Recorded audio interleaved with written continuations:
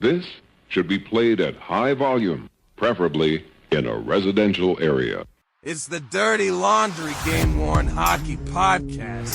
We're old school, right? We wash our own dirty laundry. The name on the front is a hell of a lot more important than the one on the back.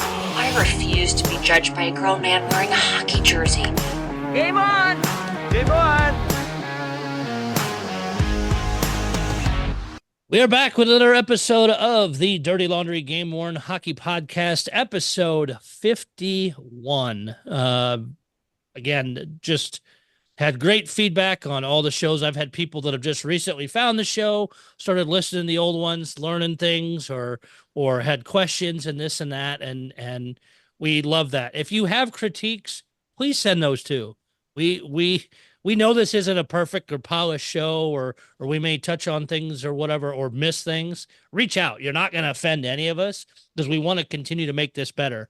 A couple other things I want to say really quick before we get into all the rando topics is thank you to all the people that reached out to me with the loss of my father last week that had been going around for a bit and then finally happened. So I appreciate the community's support on that. Always means a lot. And like we've said on so many shows, the jerseys are secondary. It's all the connections that we've made and those kind of stuff. So it means a lot, and it shows what this community truly is. And I appreciate that. I'm going to try and do and offer to Paul or Wade. And I know Wade does not drink, so he can do non-alcoholic things. But every show basically mention what I'm drinking. Cause I've had people actually reach out and go, I can see you're having your old fashioned. What was in it? So tonight, using my Blues Rocks glass, nice old fashioned with Weller 12 for you bourbon hunters. I know that one sometimes is hard to get a hold of. If you also have recommendations for bourbons I should try, please feel free to send them. The other big one I can recommend, and I have plugged on this show before, and again, no bourbons or sponsors, things like that. But if any distributors would like to, please reach out. My favorite is one of my favorites is Belfour. Of course, I yelled at Eddie Belfour when he played against St. Louis all those years, but his bourbon is fantastic. So, want to mention that. Trying to think of some other housekeeping things before we get deep into the show. I know our schedule's been a little screwy, but just with family things and other stuff, we bounced around, but we're going to try and get back on a semi-normal track, either be it weekly or bi-weekly, just kind of depending on what's happening in the hobby, if we've got topics, things like that to cover. Also, again, thank you for all the people listening. As of just before we started recording this, we've had 11,237 listens across all our different ways it's being hosted via YouTube, of course, Spotify, Apple Podcasts, most of the other places you can get podcasts from. You can find it there as well. If you do go listen, like, subscribe, do all that kind of stuff. I would like to see us show up on a chart somewhere. Some of the other things that want to talk about here. I guess first of all, actually, Wade, how are you? I'm good. With that, I'm good. And as far as whiskey sponsorship goes, I did just have a really nice Dr. Pepper, and I would very much like a sponsorship from Dr. Pepper at some point. You know what? I could get behind that as well. Yeah. I mean, I might even throw a whiskey in it every once in a while if I have to. Now, have you? I have not had a chance to try it yet. Have you tried the new coconut cream Dr. Pepper? I have not. I mean, I stick to the original, baby. See, I like the cherry vanilla, and I like the Dr. Pepper cream soda. I like the whole line there. No, that's my go-to. I can tell you this: I am a Coke guy. I hate the taste of Pepsi, so they cannot sponsor me. But no, I mean, on a serious note, though, Doc. I mean, I personally, I'm so sorry for the loss of your dad. I know in the whole process, me and you have had some communication, and I lost my dad a long time ago, and I know how hard it is. And, you kind of hit it right on the head. The jerseys and all that stuff are secondary to a lot of the relationships we build. And I think we've all had the arguments of people who are like, oh, if it wasn't for the jerseys, you wouldn't be friends with these people. And that might be true, but in the same sense, common themes and things that we care about matter. And, family always comes first. And, I send my condolences to you and your family. And I'm sorry, man. I hope you hang in there. Greatly appreciate it. And it's been a challenge, but we're getting through it. Now, Paul, what is if you have one, what is your drink in hand this evening? Right now it's just water with electrolytes. Hey, I don't blame you. Very California. It's 105 degrees outside. It's about 70 something inside, but every time I go out, I don't do yeah. So I will probably have an 805 later on tonight, which is not my favorite beer, but it's one of my favorite beers when it's stupidly hot out. Yeah. I will say, and I think I even sent you pictures. I was, for anybody that's friends with me on Facebook, was out in Pennsylvania a week ago for my daughter's gymnastics nationals competition, and we're just outside of Philly. Had to pick up some Iron City beer while I was out there, and Paul will know why, for my love of the Dawn of the Dead movie. So I have drank a few of those. That is a very good beer. What are they? I think on the can it says the beer drinker's beer. So any of you Philly or Pennsylvania area people, because you can get it across the state again, I guess it did go away for a bit. Pick it up. It's pretty decent. And I went to DC on the Saturday while I was out there talking about being hot. Hottest temperature in DC in 8 years. The feels like temperature was 108. Whew. Thank God for Uber. No, we only had to walk between 2 museums at one point. Everything else we Ubered because it was so ridiculously hot.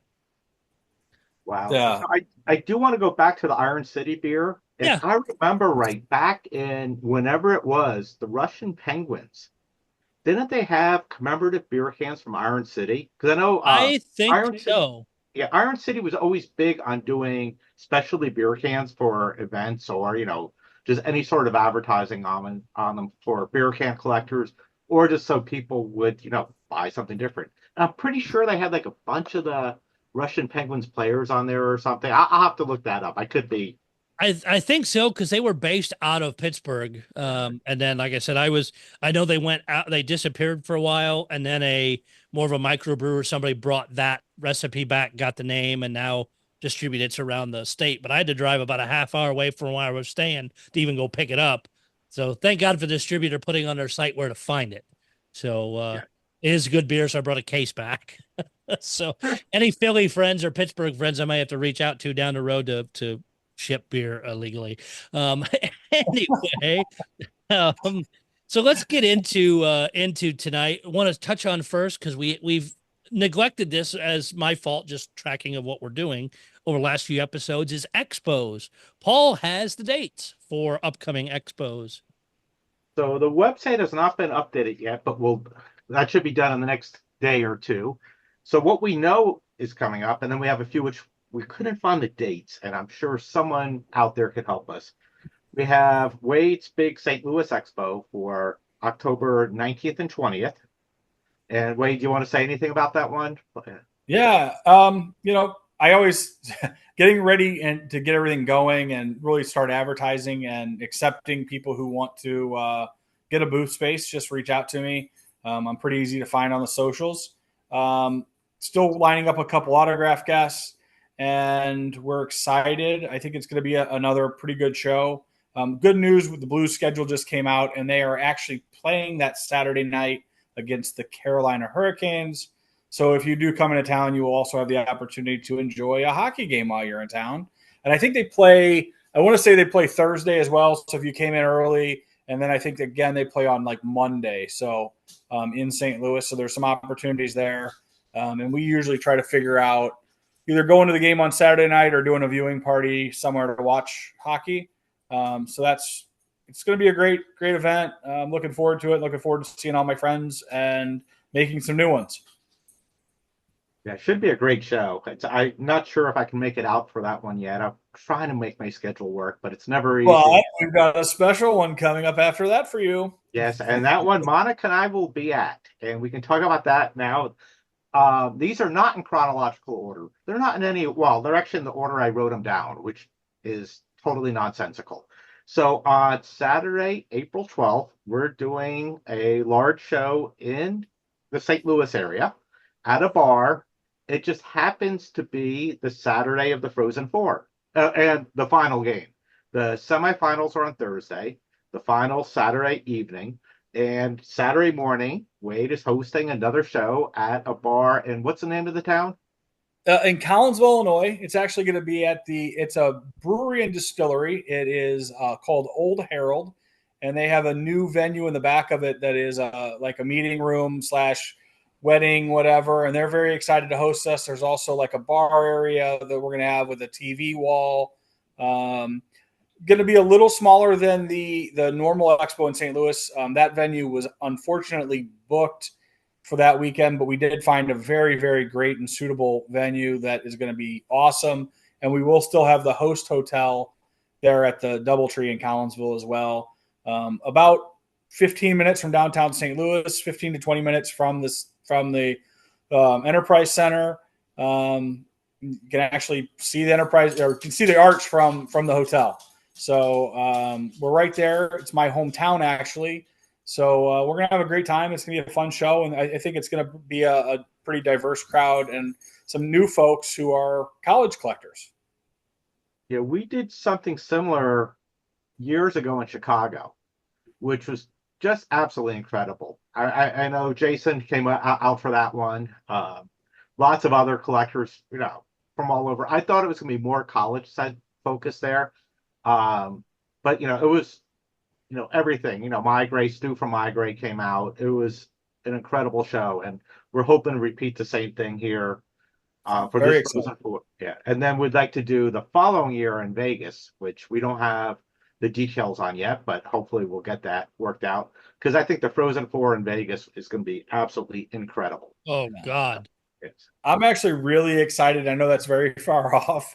I mean, that will be like, I'll have had 2 regular St. Louis Expos and a Frozen Four Expo, but I can tell you I am terribly excited for the Las Vegas entry in this as well. I think that's going to be a really, really fun thing down the road. So glad to be, involved in that. So can't wait. Yeah, no, looking forward to that one. It's ways off, but going to be fun. So now on January 25th is the tentative most likely date for doing our San Jose Expo. Florida Panthers are in town that weekend. And then there's, I think there's a Thursday game and a Monday game too. So, people, it's either Monday or Sunday. I think it's Monday. But, so the Florida Panthers would be that night. We don't have the location confirmed yet. We're trying to work with the Poorhouse Bistro first. They're, since they had moved, they might not have access to their old studio where we've done the other shows. But we'll work out something. We'll either be at the Poorhouse Bistro, at somewhere in San Jose, or worst cases, we'll do it up in Redwood City, close to where Mr. Mitch lives. But we're working on the details for that now, and we couldn't figure out a date until the schedule came out. There's nothing good in February, Shark schedule-wise, that would work. So January 25th, it looks like that's what it's going to be. Awesome. Yeah, and next one would be Detroit on November 9th of this year, and that's an Allen show, if I remember correctly. And he has, it's sold out the last couple shows they've done there. Do any of you guys remember where it's at this year? The location? I don't have the flyer right now. Yeah, give me 1 second. I can get the flyer up here. I should have had it ready to go. Should have did that already. There's too many things to juggle here. Allen's show is going to be November 9th. Detroit Metro Airport Marriott. Okay, that's right. Yep. Romulus, Michigan. Yep, in Romulus, right there by the airport, actually. Romulus is the town right next to the airport there for Detroit. And times for 9:30 to 3. It's going to be Allen puts on a great show, and he's a really great guy. So that'll be a fun one. Totally agree. And, that's right, like half the splits the distance between Ann Arbor and Detroit. So it's, I don't know. The Michigan hockey schedule has not come out yet. I don't know if they're going to have a home game that weekend. and I have not looked at the Red Wings schedule for that weekend. So, but either one's about half hour from the Expo location. Moving on, there's a conflict. The Denver Rocky Mountain Show is November 8th and 9th. And I'll put more details on that on the website. I know they've done a lot of great shows there in the past. I don't have, like I said, I just have my cheat sheet here, so I don't have all the details on it. It'll all be on the website, and we'll put a link to it shortly. September 28th is the South Jersey show, which is always huge. And I'm assuming there's still tables left, but I would recommend if you're going to that one, you want a table, do it quickly. It always sells out. Great show. There's a collectors get together in Winnipeg on August 24th. Sounds like a little bit smaller than the big expo they do in the fall, but still, I mean, that should be a great time. Pat Lelliott I'm assuming he's involved. He always does a great job with this.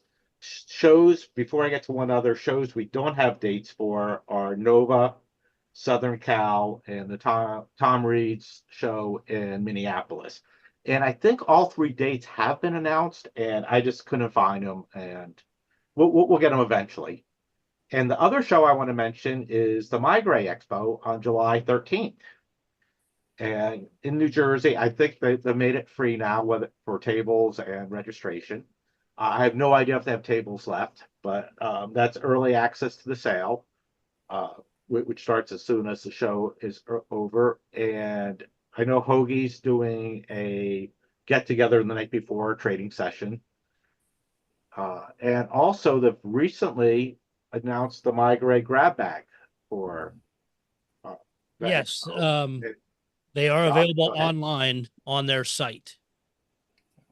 Pretty good list there, man. I think some pretty interesting stuff. They really put together quite an event. Yes, sure.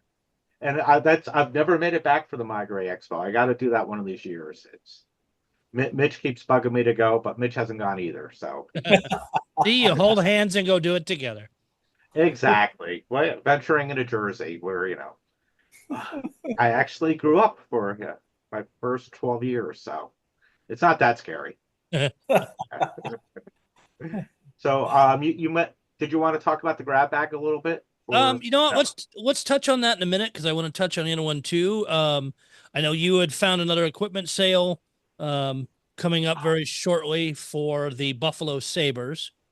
I haven't seen many other equipment sales out there. Have you? I've been trying to watch different pages and haven't seen many. I know end of July, and I don't think I've seen the exact date, but around sometime end of July is Detroit's. It has not officially been announced yet, but that's the word that it's going to be somewhere around the end of July. I think it sounds like they're waiting on getting everything in, and I'm looking forward to that one. I'm not going back for it, but I love seeing the photos from that one, and we've seen that change a lot, like how things are done, and even Wade and I were talking about that when we were sitting there waiting for the Blues one. Is how in some years people were lined up so early the Wings would give basically place cards to say where you were in line, so you could go home and go to bed, which I thought was pretty nice. But I haven't seen many other pop up, but if there are listeners that know of their team sales coming up, please reach out so we can put that out there either through the Dirty Laundry page, through generally on any of the Game Worn group, stuff like that. All right, then getting into I just want to touch on real quick because you and Mitch were both out there along with some others, is you went to the draft. That was in Vegas. In Vegas. That was a great trip. The draft was Friday, Saturday. I flew out there Friday morning. Stayed with a good friend who also went to the draft, John, who's a Vegas collector, and hopefully we'll have him on the show one of these days to talk about the Vegas program. First observation, I'm complaining it's hot here. Vegas was ridiculously hot. I mean, it was like 110 every day. I know it's a dry heat, but it doesn't matter. It's still hot. Casinos have air conditioning. That's all that matters. That is true. Everything has air conditioning there. It's the Sphere was nicely air conditioned, awfully cold, for people who I guess are used to the heat and not the cold. But yeah, I thought it was great. It was day one was fascinating. We get there, we go into the downstairs. There's a lot of the prospects are walking around, and it's I can't recognize most of them. It's just Till they make it to your team or you're at least keeping a close line on them. Yeah, you're Yeah. not going to know who most of these people are, unfortunately.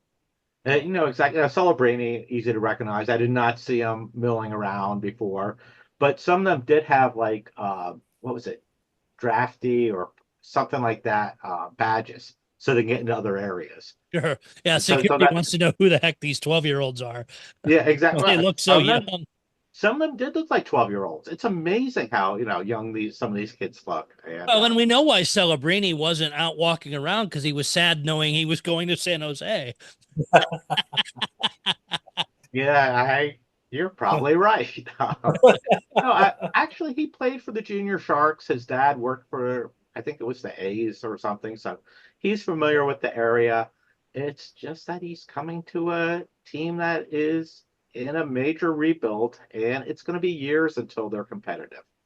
It's sorry, Sharks fans, we're not anywhere close to the playoffs this year.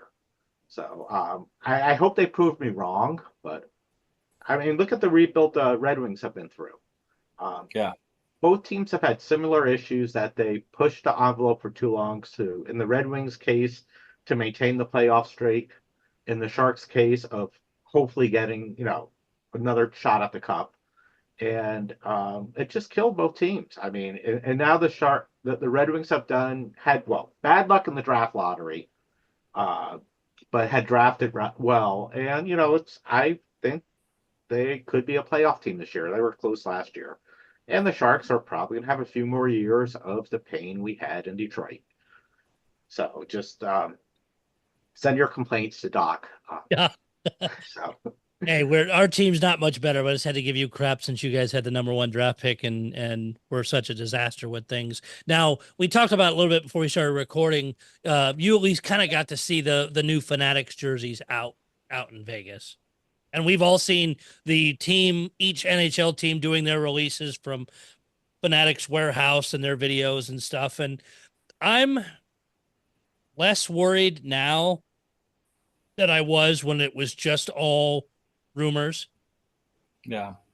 I just want to touch one. I want to feel what the material feels like. I think that's the big thing for me. I think we were all looking, and before we went on the show tonight, we were looking at a few different things. It looks like the shoulder material is somewhat shiny, or like, it's just to me, it's a touch thing. I want to see what they feel like. The material feels like, I think we're all a little less nervous than we were before, because it doesn't look like they totally screwed them up.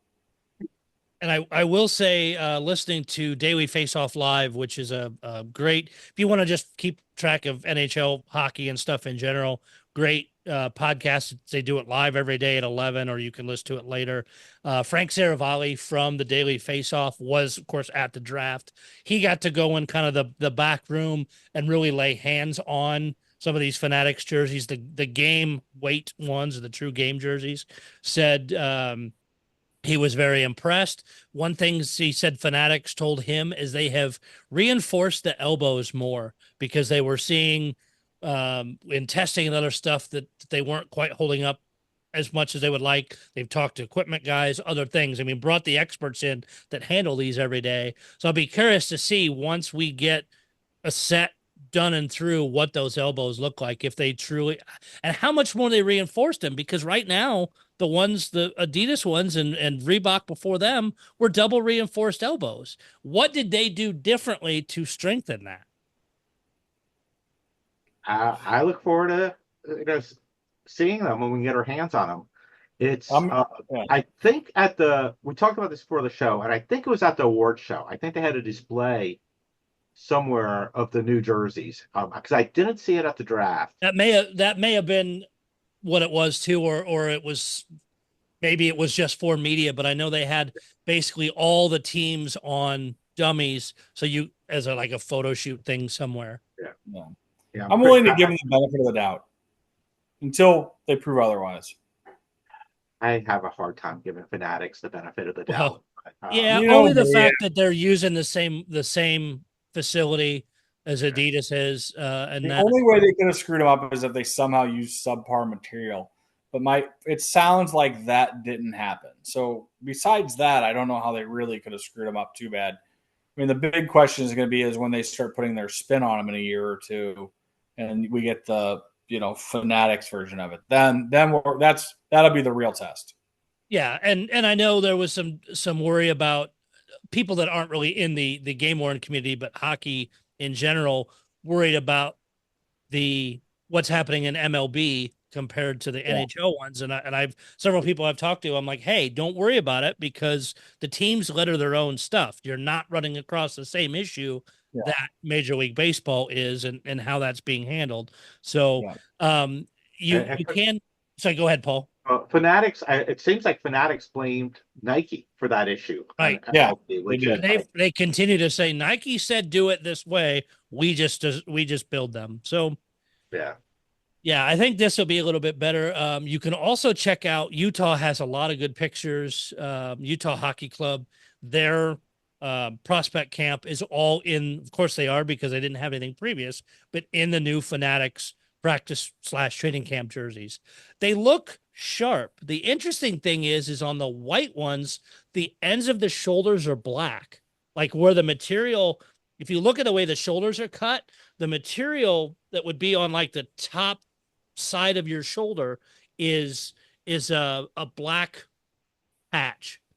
Really? What was weird is some of the other colors I saw seem to be all that color. If they're dark, they were all dark. It's not like they put a separate piece of fabric there. So I was a little curious of why they did that on just the whites. I need to see if I can see some either other pictures of them or other teams to see how those line out. And maybe those other colors, just the way the photos were taken, didn't pop. I'll try and once we publish this, I'll try and throw a few photos in with the thing so other people can see it. I know you can find them online as well.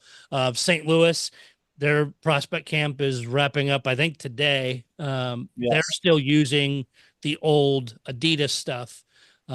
We did find out through channels in multiple locations. I've checked with some other teams as well that they're still allowed to use that basically up till the season starts.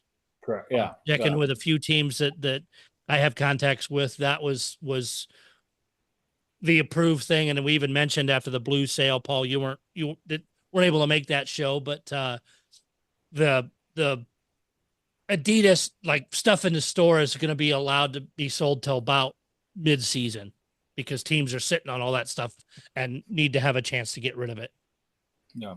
So it is interesting to see though.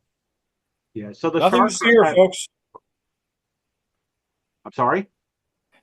Nothing to see here, folks. Very true. Yeah. The Sharks are having their prospect camp right now, and they're still wearing the old Adidas. Red Wings are wearing the old Adidas with, Datsuk helping out, which is pretty cool. Nice. Yeah. I'm betting most teams are because for prospects, why? And I know most of the teams are using the Velcro name bars. That's what looks like what Seattle's doing. But even still, if you've already got the stuff there, you might as well use it, get some more use out of it, and then start your season fresh with the new practice jerseys. I agree completely. So, let's see. Moving on from that. Before we move on, I did want to mention after on day 2, which was much more rapid fire. Lots more picks, lots of trades. People ended up stopped being scared from the big trade alert, which was incredibly loud in there in the Sphere. How did they do it? What? How did they do the trade alert in the Sphere? Oh, it was just the puck came at you. It said trade alert on it, on the big video screen, because the screen's, all the way around you. basically. So you could look up, everywhere and just see graphics. It was absolutely stunning. It'd be really cool to see a concert there. Just what they can do with the graphics. But day two, things were much faster, and a lot of the players after they were picked went out to the lobby. So we could actually see the jerseys up close. We stayed in the Sphere for most of it. At the end, we saw a couple of players milling around. I know Mitch was stalking them. Yeah, we've seen some of those pictures. Anybody that's friends with Mitch. Sorry, Mitch. But yeah, none of us, I didn't feel like asking any of them if like, hey, can I just, touch the jersey, and see, can I try to tear it, and I don't think Mitch tried to buy any of the jerseys off of anyone. So, and we'll real quick, just because we're picking on him so much, don't forget to reach out to him if you need your drink your face off shirts or bottle opener pucks. He's been a great supporter of the show with sending this stuff and that. So we continue to appreciate basically one of our early sponsors, as it were, but we do give him crap, but do also appreciate what he does. So I'm sorry, I didn't mean to interrupt you. I want to make sure we got that in there. Oh no, you said that better than I could. So no, we greatly appreciate what Mitch does, for the hobby and for us, and being our first sponsor, I guess. Yeah. I mean, we reached out to Fanatics, but for some reason, and I will say, if anybody, be it auction houses or dealers or anything else, wants to actually be a sponsor and send some money toward the show to get advertising or whatever, reach out. We will definitely have that conversation, because any money that we take in will be to either buy additional equipment or to purchase stuff that maybe do some giveaways down the road, things like that. It won't go into our pockets. It will go to be able to put stuff out and make the show even better. So might buy bourbon occasionally or beer, things like that. But you need that as part of the show too.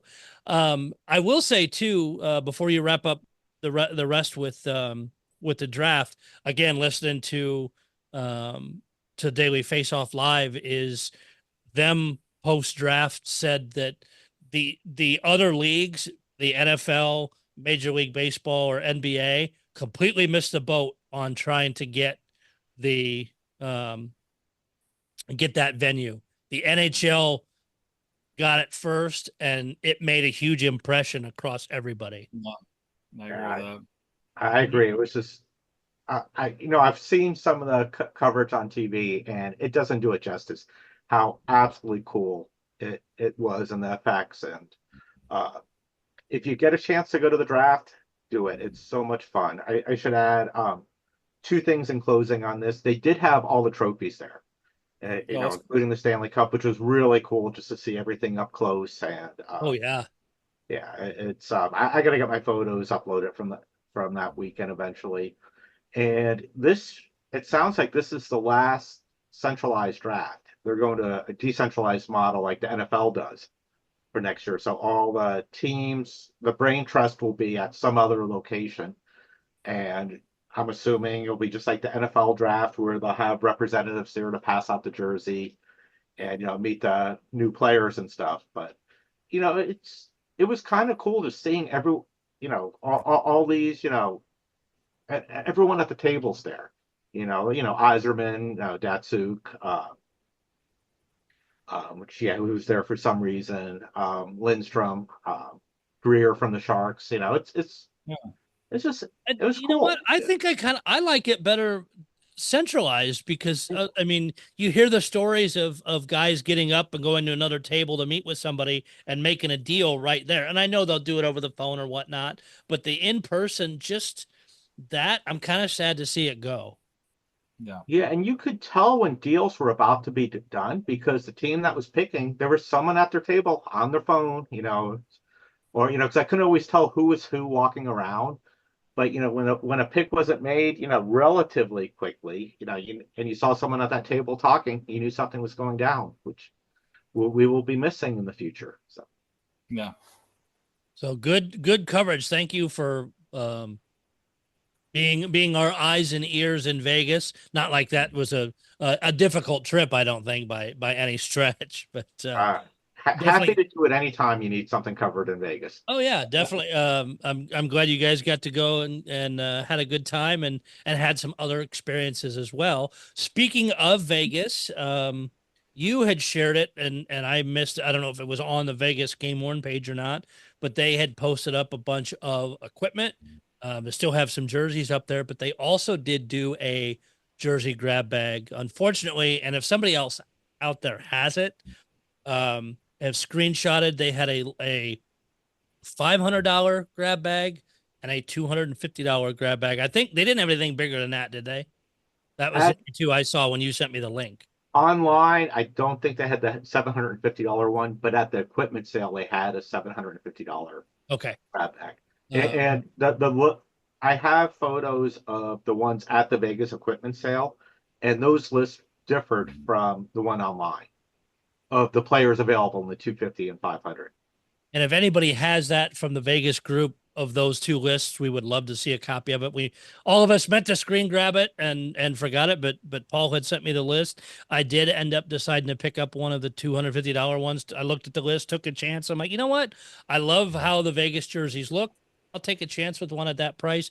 It will arrive Friday with the holiday, of course. So did not have it in time the show to open it up and see what I have. I have also not seen, and again, maybe these aren't all Vegas collectors because they did disappear very quickly. That whole the day that you sent it to me, I looked again the next day and they were gone. I don't know if it was only available for one day or they just sold out that fast, but they disappeared off the site very quickly.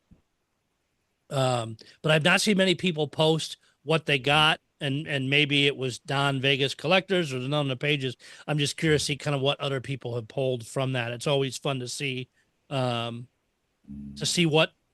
out there. Yeah. Good luck.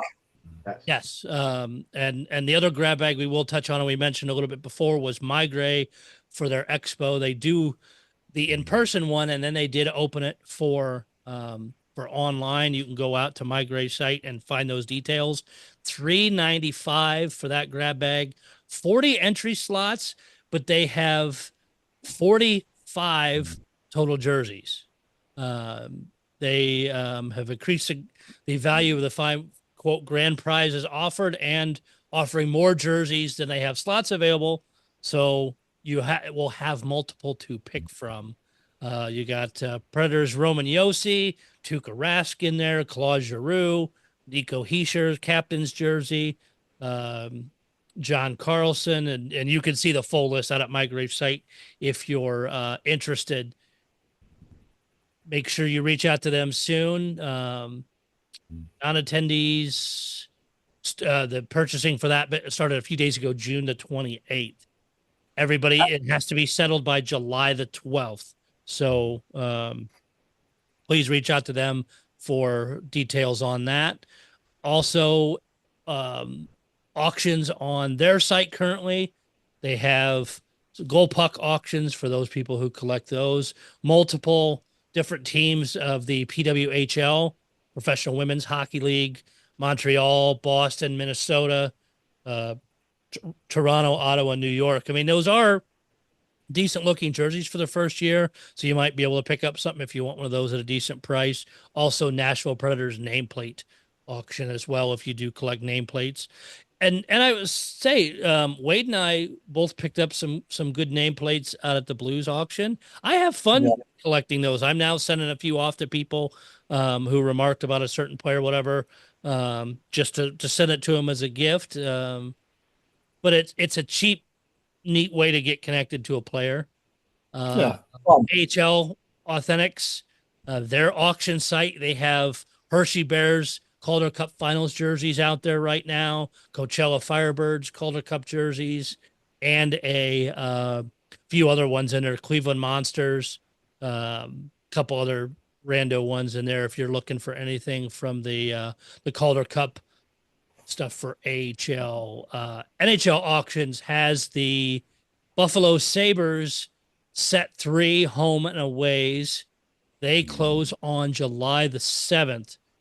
I don't know if the collecting market for Sabres jerseys is crap right now because they've not done well. People are waiting till the last minute or what, but these prices are not high. I guess they're and again, I'm not a Buffalo collector, so I don't know where the pricing truly sits, but a lot of these seem extremely cheap for ending in 4 days. So those are out there. The problem is, and Paul and I were looking at them before we started recording, is you go out and look at them. The photos are crap. You can see the front and the back, but you can't zoom in. You can't really tell what the wear's like or anything. So you may be better off to go look online, see if you can match anything, stuff like that. But you can see the front and back. There's no option to zoom in much. Yeah, you can zoom in a little with their thing, but it doesn't do much. These also do have the RJ patch on the front. So if you're interested and didn't know they were out there, now you know. Worn for select games from January 23rd through March 7th. Does benefit the Buffalo Sabres Foundation. So as much as we talk about how little or non matters for charitable donations, they are at least out there, so you can check that out. I mean, God, we've seen more in the last few days. We've seen more people move teams and sign deals other places. So, and a lot of times you see those players' jerseys pop up. I know, saw somebody looking today for Vladimir Tarasenko jerseys. Now that he's going to spend the next 2 years in Detroit. Paul, what have you thought of what San Jose's done? I thought they did a really good job at the draft. The free agents, the only one I'm excited about at all is Toffoli. The rest, they just seemed, it was more filler than anything else. And, maybe they're choosing guys who can be good mentors, and, because it's going to be a very young team, especially once, Couture, Vlasic, and some of the older guys fall off the roster, which is still a few years out. But, I was underwhelmed with the free agency signings by the Sharks. Like I said, except for Toffoli. I'm drawing a blank on who else they signed, but and I've been okay, and Wade and I both talked about it. We've been okay with what the Blues have done, even bringing in Claude Julien as an assistant coach. I like that. The moves and some of the I had to laugh because the Blues did it 2 different times where they traded people for quote unquote future considerations. It's just to get those contracts off the books. And this is the first time in a while I've seen a lot of teams do that future considerations. You used to see it a lot, and then it kind of went away, and now it seemed to pop back up. Yeah, we just clear cap space. Yeah. I think, I mean, for as far as the Blues go, I mean, I'm excited. I think we're a lot better on our bottom 6. I think we still, it's going to be an interesting year. I mean, they're really putting a lot of faith in some of these younger guys to deliver, and it'll be fun. One thing that with Tarasenko signing in Detroit, I'm interested to see what number he takes on. I mean, obviously 91 is not going to be available in Detroit, and he wore 10 this last year with Florida. So going to be interesting. I'm one of those guys that I love seeing what jersey numbers guys wear. It's one of my favorite things. Anytime the Blues sign a new guy, I'm always like, what number did he wear before? What number is he going to wear here? So that actually really interests me with Tarasenko. I'm curious to see what he ends up in. That'll be fun. And the other piece of news it just clicked into my head that I kind of forgot about, but of course it doesn't matter as much, but it seems, for lack of somebody else coming in, that the Coyotes are 100% officially dead. Yes. The owner's like, screw it. The land sale land auction was canceled. I'm totally done. But I'll be curious if anybody comes and tries to pick those rights up to do something in the next handful of years. I think for the short, for the long of the short term, I think it's going to fall to the wayside. I mean, the real question is, everybody said for years how it's Bettman's baby. So, The question is he going to try to get somebody else to come in, take over those rights, and do something with it in the future? Or does it die? I mean, there's other cities that are ready to put stadiums in or have working NHL stadiums that want hockey. So, that's obviously, I guess, quote unquote, a franchise that's available. I still thought it was really funny that at the draft, that was one thing I picked up that I thought was funny was the announcers and everybody kept saying like, oh, Utah's a new franchise. It all starts here. And they kept saying that. And I kept laughing. So I'm like, okay, I get what you're trying to say. You're not bringing the record books over, but the team is the Arizona Coyotes and the management staff is the Arizona Coyotes. Like it was kind of like they were really trying to like sell that to everybody, which I found it's a reset. I mean, I yeah. go for reset than anything else, but yeah, but they were like, oh, this is their first ever draft pick, and I'm like, you guys drafted Clayton Keller a couple years ago to the Coyotes, but he's still there. I mean, you just moved the franchise. It was just really, to me, was something I found very interesting the way they were trying to spin it. And here's something else I'm trying to find out or figure out. And again, if anybody knows total, if we were to share it, we won't share names or where we got the info. Where's all that Coyotes game used equipment and jerseys? That's an interesting question. Did the Utah ownership get that as part of the deal? Does the former Coyotes ownership still have it? Because they've got a ton of stuff sitting around somewhere. Oh my God. Does a third party person reach out and buy all that, and then we start seeing those jerseys and stuff pop up? I'll be curious to see where and when that stuff appears. Yeah, very interesting question. One of those things you just, as we were talking, like, wait, that popped into my head as there's a bunch of stuff out there. One final kind of question I'll raise before we wrap this up is, of course, the last show we did was before the Cup final. Florida won. Great job. And the joke, you were there, Paul, the joke during the draft is nobody congratulated them. But I'd heard through the grapevine that the kind of rule was, hey, don't take all day with stuff. Let's get through these. And that's kind of where that got cut.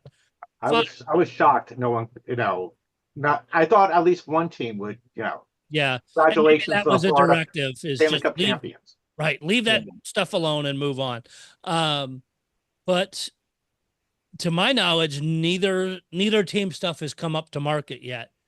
Pricing on Edmonton for losing. Do you think that the one set sold on NHL auctions? There was I completely missed that one. There was one set. Game 3 jerseys. So go on, Wade. Yeah, the McDavid was right around $70,000 if I go off the top of my head. The Game 3 McDavid was $70,000. I mean, Florida's going to be interesting because they sell their stuff all in house. So that's going to be interesting. And now Edmonton's in house too. So I mean, yeah, it's going to be really interesting when that stuff starts popping up. What prices are? I think the bar was set pretty high with those Game 3 jerseys, especially considering that was a loss for them. I'm really glad it turned into a really good series. Going 7 games. What a turnaround for Edmonton, even though they lost. It was a fun one. I mean, but prices, Florida the Florida collectors are pretty ravenous. So prices there, I'm interested to see what prices look like there and how they handle them. Are they going to do those in the building? Or they'll put them on their website. Yeah, I mean, but in the past, haven't they done everything in house and then leftovers ended up on the website? If I'm not mistaken, Last year, yes, that's how the finals jerseys worked. Last year, they had, I forget what game it was, but they announced they were going to be there, and they went. A lot of them went pretty fast, from what I understand. So I don't know if they'll do the same route this year, or put them online. It's a waiting game. Yeah, I mean, it's gonna be fun. I mean, that stuff's great stuff, Trying to get on their site and see if they have anything in particular, but it doesn't. I'm not seeing anything on game worn related at all on their site currently. I'm interested to see what the McDavid stuff goes for Yeah. after they won a few games, and he had a couple big games because, he ends up, winning the Conn Smythe, he ends up having, big games in games 4, 5, and 6. What of those jerseys you got to think are going to be, I mean, to me, 70,000, I think I'm off my hip again. I believe it was right around 70 grand.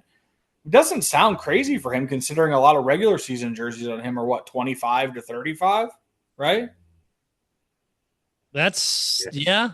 And that's light probably. I think there even might be even a little more than that. So it'll be interesting. I mean, I don't know. I mean, they're finals jerseys. I mean, it's pretty awesome. Yeah, I was trying to find they used to have a site up for that, and now I can't find it. Or maybe it only shows up every so often, but I thought it was the Florida team shop. They usually had a game worn section, but I'm not seeing it now. So, maybe they took it down because of this and we'll reopen it. Yeah. And any of the Florida collectors definitely reach out. If you do want to buy the Florida Panthers title belt, 2024 Stanley Cup championship belt, so many of them were made and they are $550 a piece. I think they're pretty cool. And I've seen Kachuk with one. I think he showed up at he crashed a beer. Him and one of the other players crashed a beer league game in Florida and had the cup, and he was wearing the belt. That's great. So I thought that was pretty funny. I'll just be really curious to see once the final game stuff comes out there, what those prices are like. Yeah, same.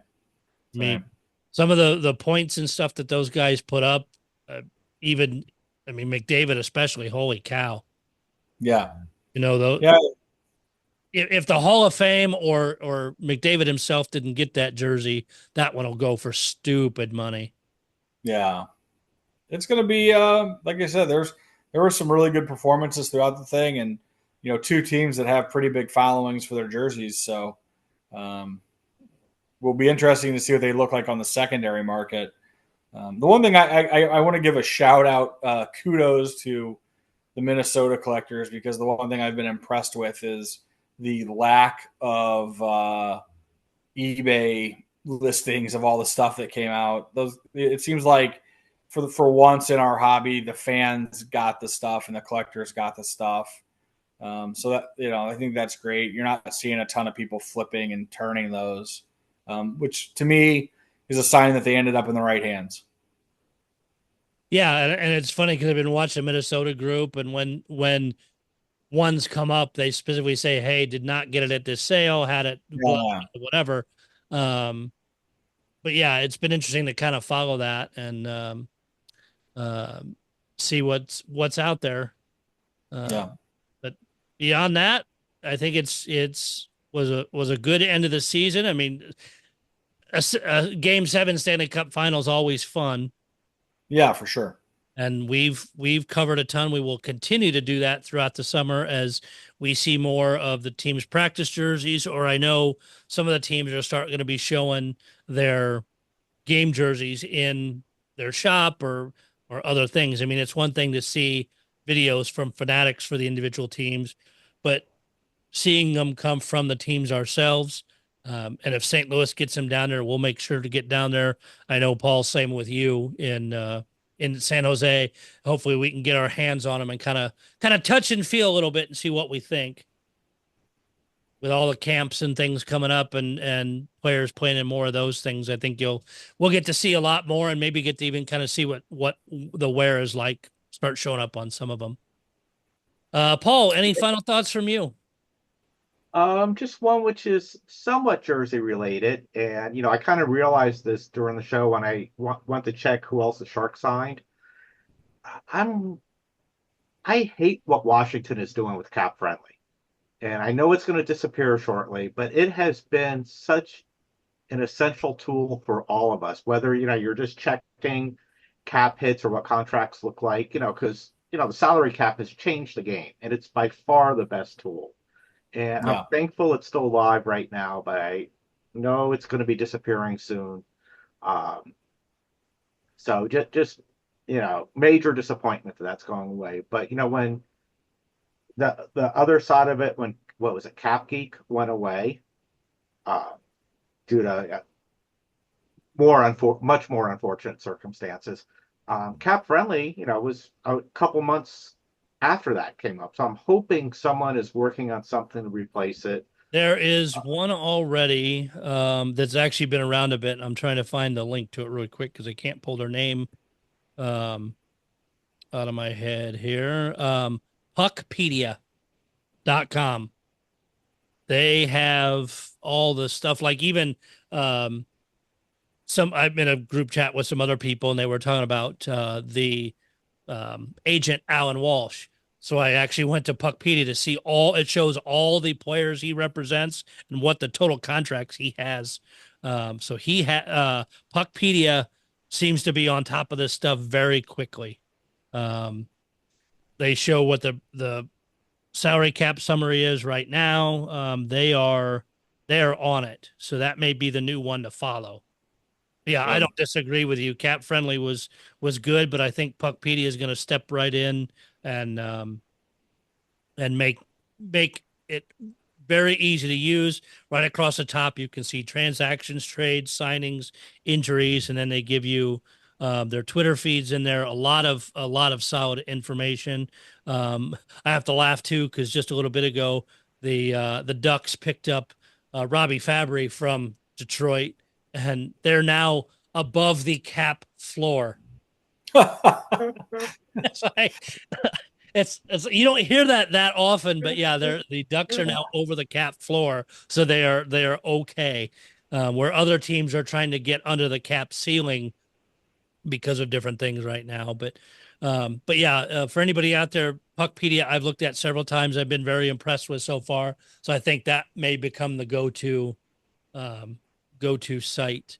Wade, anything from you?